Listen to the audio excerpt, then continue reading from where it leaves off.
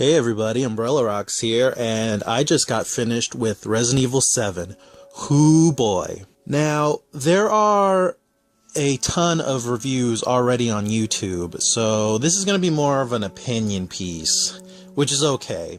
I'm not going to include any gameplay footage in this review because the less of this game you see, the better.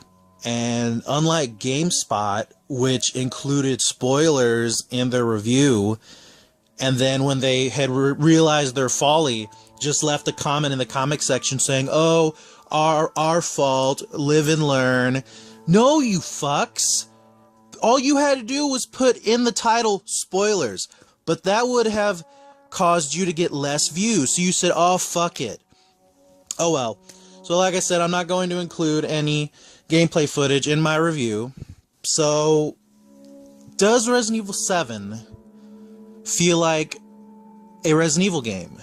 And the answer is no, it doesn't. But that's a good thing, because somehow Capcom has taken Resident Evil back to its survival horror roots.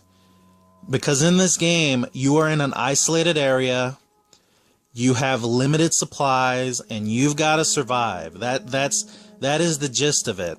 And they've created this intimate just experience with, I mean, nothing can be happening in the house, and it's scary. So kudos to Capcom. I don't know how y'all did it, but you have taken back Resident Evil back to its spiritual roots of actual survival horror. That's what this game is. I mean, and it is great. I don't know how Capcom did it, but they created an amazing game. I suggest you go and pick it up, because I was shocked. After Resident Evil 5 and 6, I saw Resident Evil declining as a series, and this game came out and just sideswiped me. Right off the bat, this game is intense from beginning to end. Normally, this game, I would have given this game a perfect score, whatever that is, a 5 out of 5, 10 out of 10, you know. But I had one gripe, and I'm not going to go into any detail about it, but there's not a lot of enemy variety in the game. I could probably count them out. I'm not going to do that because, like I said earlier in my review, the less of this game that you experience, the better.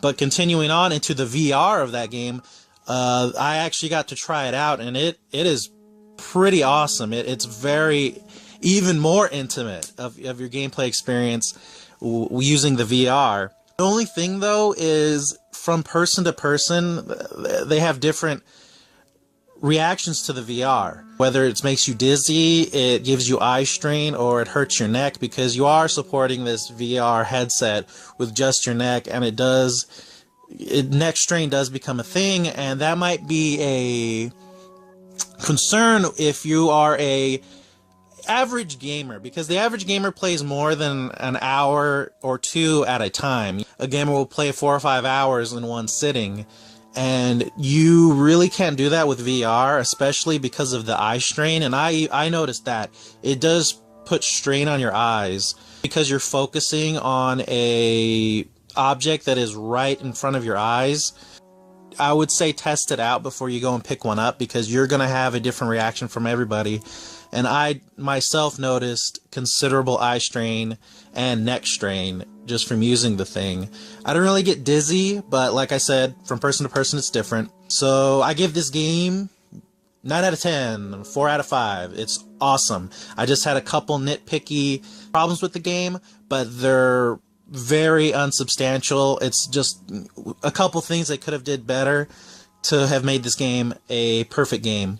Capcom really did something special with this game, so I would suggest go pick it up, support Capcom, and say, hey, y'all didn't make a stinker this time, and we want to support you. If you're still watching, I'd like to thank you, because this went on a little bit longer than I thought it would. Like and subscribe if you want more, and have a good day. And remember, pick up Resident Evil 7. It's really good. Take my word on it. Bye-bye.